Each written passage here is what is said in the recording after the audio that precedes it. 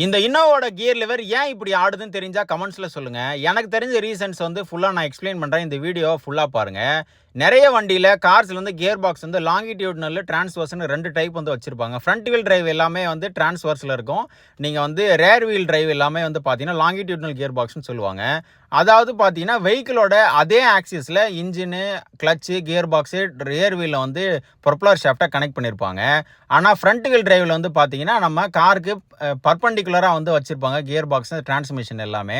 அதனால் இந்த வண்டியோட கியர் பாக்ஸ் தான் வந்து இந்த கியர் லிவருக்கு கீழே இருக்கிறதுனால அந்த மாதிரி ஷேக் ஆகுது அப்படின்றது என்னோட ரீசன். உங்களுக்கு வந்து உண்மையான ரீசன் என்ன அப்படின்னு தெரிஞ்சுன்னா கமெண்ட்ஸில் சொல்லுங்கள். நான் ஒரு ஆட்டோமொபைல் இன்ஜினியர். நான் பார்த்த வரைக்கும் அந்த கியர் பாக்ஸோடைய ரீசனால் மட்டும்தான் இந்த கியர் லிவர் வந்து ஆடுது. அதாவது இது வந்து லாங்கிடியூட்னல்ன்ற மெத்தடில் வந்து கியர் பாக்ஸ் வந்து பிளேஸ் பண்ணியிருப்பாங்க. இன்ஜின் பின்னாடி ரேர் வீல் டிரைவ்ன்றதுனால. உங்களுக்கு ரீசன் தெரிஞ்சுது அப்படின்னா கண்டிப்பாக கமெண்ட்ஸில் சொல்லுங்கள். சிவானந்தவன், பை.